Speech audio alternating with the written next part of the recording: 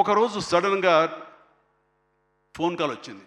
బాబుకి చరణ్కి ఒక దెబ్బ తగిలింది సార్, గబుని హాస్పిటల్కి తీసుకెళ్ళి అనగానే ఎలా ఉంటుంది, ఏం దెబ్బ తగిలింది, ఎంత తగిలింది, ఎంత ఇదేంటి, ఈ యాక్షన్ సీక్వెన్స్ అంటున్నాడు మాకు తెలుసు అనేసరికి ఏం దెబ్బ తగిలింది సార్, మీకు ఫోటో పంపిస్తానని ఫోటో పంపించారు.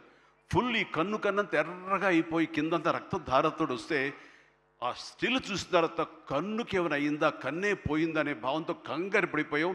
వాళ్ళ అమ్మకు చూపించాలా చూపించకూడదా అని చెప్పేసి ఏంటంటే ఇది బాబు హాస్పిటల్ చిన్న ట్రీట్మెంట్ అంట, ఏదో చిన్న ఇదంట అని అన్నానే కానీ ఆ డాక్టర్ మన సుధాకర్ ప్రసాద్ గారు, ఆయన కాస్మెటిక్ సర్జన్, ఆయన చూసి ఆయనతో మాట్లాడిన తర్వాత చాలా అదృష్టం అండి, కన్ను గుడ్డు పోవాల్సింది పోకుండా ఐబ్రోకి కింద నుండి బోన్ దగ్గర అవతల ఒక డ్రెస్లర్ ఒక గుండు వచ్చి హిట్ చేసింది, అది కట్ అయింది కిందంతా, అంతే తప్ప ఇంకేం కాలేదు, అవి ఎలాంటి ఇబ్బంది లేకుండా నేను స్టిచెస్ చేస్తున్నానని చెప్పేసి అంటున్నాడు. ఒక 7-8 పడ్డాయి ఫీచర్స్.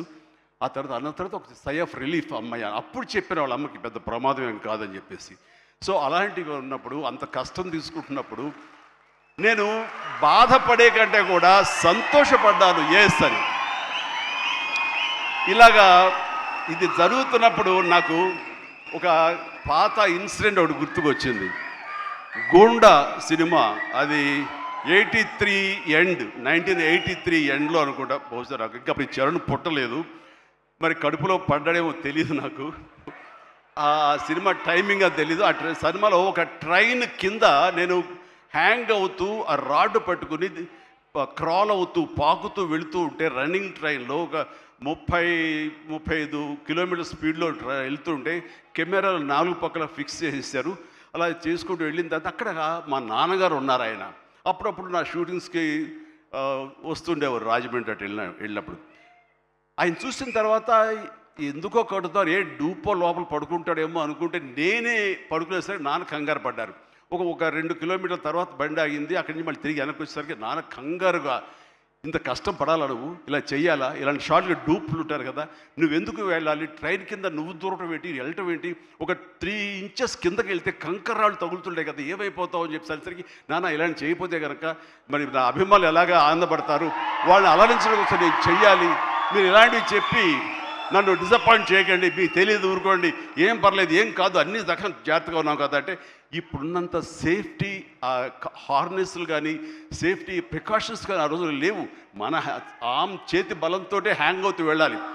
అండ్ అది చూసిన తర్వాత నాన్న ఒక మాట అన్నారు, రేపు పొద్దున ఇప్పుడు అమ్మాయి కడుపుతో ఉంది, అది అమ్మాయి పుడతారు అబ్బాయి పుడతారు మాకైతే తెలియదు, కానీ వాడు అబ్బాయి అయితే కనుక వాడు రేపు పొద్దున సినిమాలోకి వస్తే కనుక వాడు స్టార్ అయితే, వాడు ఇలాంటి కష్టాలు పడితే, ఇలాంటి దెబ్బలే తింటే నా బాధ ఏంటో నీకు అప్పుడు తెలిసి వస్తుందిరా అని చెప్పి నాన్న అన్నప్పుడు లేదు. ఈ కంటి మీద దెబ్బ తగిలింది, మణికట్టు ఫ్రాక్చర్ అయ్యింది అని అన్నప్పుడు నాకు మా నాన్నగారు గుర్తుకొచ్చారు.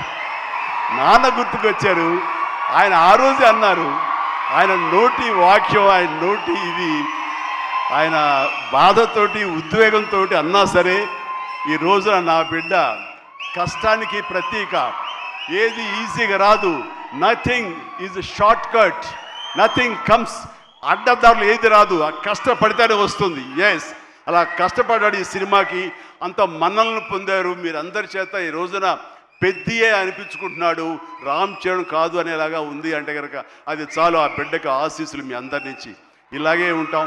మేము ఎప్పుడు కష్టపడ్డ ఒకటే నమ్ముకున్నాము, కష్టపడతాం తప్ప ఏది షార్ట్ కట్లో కావాలని కోరుకోవు, ఒళ్ళు వంచి పనిచేస్తాం. ఈ రోజుకి అదే.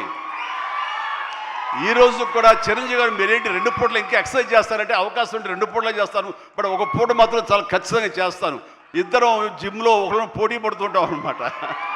మరి సరదాగా పర్సనల్ విషయాలు మీతో నేను షేర్ చేసుకోవడం ఆనందంగా ఉంది. అండ్ చరణ్ ఈ సినిమాలో తను నటించలేదు, జీవించాడు.